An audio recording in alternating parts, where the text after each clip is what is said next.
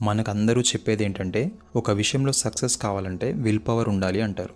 చుట్టూ ఉండే టెంప్టేషన్స్ని రిజిస్ట్ చేయాలి, గట్టిగా ట్రై చేయాలి అని చెప్తారు. కానీ ఇదంతా నాన్సెన్స్. నిజం ఏంటంటే విల్ పవర్ అనేది అన్లిమిటెడ్ ఎనర్జీ కాదు. దాన్ని మనం వాడుతున్నా కొద్దీ తగ్గిపోతూ బలహీనమవుతుంది. ఇప్పుడు మనం ఉన్న ప్రపంచంలో ఎక్కడ చూసినా డిస్ట్రాక్షన్సే. జంక్ ఫుడ్, స్మార్ట్ ఫోన్లో నోటిఫికేషన్స్, ఆన్లైన్ కంటెంట్, సినిమాలు, వెబ్ సిరీస్, ఆన్లైన్ షాపింగ్ ఇలాంటివి ఎన్నో. మన బ్రెయిన్ ప్రతిరోజు అన్ని వైపులా ఈ టెంప్టేషన్స్కి రిప్లై ఇస్తూ ఉండాలి. ఇలాంటి పరిస్థితుల్లో మనం విల్ పవర్ మీద డిపెండ్ అవ్వడం అంటే కత్తులతో చేసే యుద్ధానికి స్పూన్తో వెళ్ళినట్టే. మరి యాక్చువల్గా ఏది వర్క్ అవుతుంది? మన ఎన్వైర్న్మెంట్ని మార్చడం. ఒకసారి అబ్జర్వ్ చేయండి. మీరు కాలేజ్, టెంపుల్, ఆఫీస్, జిమ్ లేదా లైబ్రరీ లాంటి చోట్ల ఉన్నప్పుడు మీ బిహేవియర్ అక్కడి సెటప్కి తగ్గట్టు మారిపోతుంది. ఎందుకంటే మన సరౌండింగ్స్ మన బిహేవియర్ని షేప్ చేస్తాయి. మనం అనుకునే దానికంటే చాలా చాలా ఎక్కువ అవి రోజు మన డిసిషన్స్ని సైలెంట్గా ఇన్ఫ్లుయెన్స్ చేస్తూ ఉంటాయి. మీకు హెల్తీ ఫుడ్ తినాలనుందా? అయితే విల్ పవర్ మీద డిపెండ్ అవ్వకండి. మీ ఇంట్లో జంక్ అంతా తీసి పడేయండి. అలాంటి మీ ఇంట్లోకి అసలు రావద్దు. ఆన్లైన్లో టైం వేస్ట్ చేయడం మానేయాలనుందా? అయితే యాప్స్ అన్నీ తీసేయండి. వెబ్సైట్ బ్లాకర్స్ని వాడండి. లేదు, నేను జస్ట్ 10 నిమిషాలు మాత్రమే చూస్తా, నేను సెల్ఫ్ కంట్రోల్ బాగా చేసుకోగలుగుతా అని కామెడీ చేయొద్దు. మనల్ని ఏదైనా డిస్ట్రాక్ట్ చేస్తుంది అంటే ఆ డిస్ట్రాక్షన్ యొక్క సోర్సే మన దరిదాపుల్లో ఉండకూడదు. మన ఇమ్మీడియట్ ఎన్వైర్న్మెంట్లో అది కనిపించకూడదు. ఎందుకంటే మన విల్ పవర్కు ఉండే శక్తి క్షీణిస్తుంది, కానీ మన ఎన్వైర్న్మెంట్కు ఉండే పవర్ ఎప్పుడూ తగ్గదు. ఉదాహరణకి, మీరు ఇష్టపడే చిప్స్ ప్యాకెట్ మీ రూమ్లోనే ఎప్పుడూ ఉంటుందనుకోండి. దాన్ని తినకూడదు అని మీ విల్ పవర్ స్ట్రాంగ్గానే మొదలవుతుంది, కానీ కోరిక పెరిగే కొద్దీ విల్ పవర్ డౌన్ అవుతుంది.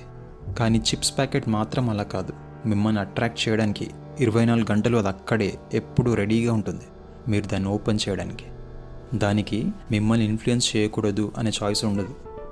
రెండవది, మీ గోల్కి సంబంధించి మిమ్మల్ని ఇన్స్పైర్ చేసే వాళ్ళని, ఛాలెంజ్ చేసే వాళ్ళని లేదా సపోర్ట్ చేసే వాళ్ళని మీ చుట్టూ పెట్టుకోండి. ఎందుకంటే మన చుట్టూ ఉన్న మనుషుల ప్రభావం కూడా మన మీద చాలా డీప్గా ఉంటుంది. వాళ్ళు కూడా మన ఎన్వైర్న్మెంట్లో ఒక ముఖ్యమైన భాగమే. థర్డ్ పాయింట్ ఏంటంటే, కొన్ని సందర్భాల్లో మనం బెటర్ అవ్వాలి అంటే మన లైఫ్ని పూర్తిగా రీసెట్ చేయాల్సి ఉంటుంది. కొంతమందితో ఉన్న కనెక్షన్స్ని కట్ చేయడం, కొత్త రొటీన్స్ని ఫాలో అవ్వడం, ఒక కొత్త ప్లేస్కి షిఫ్ట్ అవ్వడం వంటివి అవసరం అవుతాయి. మన పాత అలవాట్ల వైపు తిరిగి వెళ్ళడం ఇంపాసిబుల్ అయ్యేలా కొన్ని ఎక్స్ట్రీమ్ స్టెప్స్ని తీసుకోవాలి. నాలుగవది, మన ఫోకస్ ఇంప్రూవ్ అయ్యే సేక్రెడ్ స్పేసెస్ని తయారు చేసుకోవాలి. అంటే మన గోల్కి సంబంధించిన యాక్షన్ని మనకి గుర్తు చేయడానికి మన చుట్టూ కొన్ని పాజిటివ్ ట్రిగ్గర్స్ ఉండేలా చూసుకోవాలి. ఉదాహరణకి, మీరు హెల్తీ ఫుడ్ తినాలని ఫిక్స్ అయితే మీ కిచెన్, ఫ్రిడ్జ్ ఎక్కడ చూసినా ఫ్రూట్స్, నట్స్ ఇంకా వెజ్జీస్ మాత్రమే కనిపించాలి. మీకు ఆకలేసినా, స్నాక్స్ తినాలనిపించినా మీకు హెల్తీ ఆప్షన్ మాత్రమే ఉండాలి. ఇందులో కూల్ పార్ట్ ఏంటో తెలుసా? మీరు మెథడ్ని కన్సిస్టెంట్గా అప్లై చేయగలిగితే ఈ గోల్ని నేను కష్టపడి కంప్లీట్ చేయాలి అనే మైండ్ సెట్ నుండి ఆ గోల్ని చాలా న్యాచురల్గా కంప్లీట్ చేయగలిగే పర్సన్ లాగా మీరు మారిపోతారు. మనం జస్ట్ ఒక బుక్ రాయటం కాదు, మనమే ఒక రైటర్ అయిపోతాం. సో బాటమ్ లైన్ ఏంటంటే, మీ ఎన్వైర్న్మెంట్కు ఉన్న పవర్ని మీరు తక్కువ అంచనా వేయొద్దు. దానితో ఫైట్ చేయొద్దు. మీరు దాన్ని గెలవలేరు. సింపుల్గా దాన్ని మార్చేయండి. అలాగే మీ విల్ పవర్ని అతిగా నమ్మేసి దాని మీద డిపెండ్ అవ్వద్దు.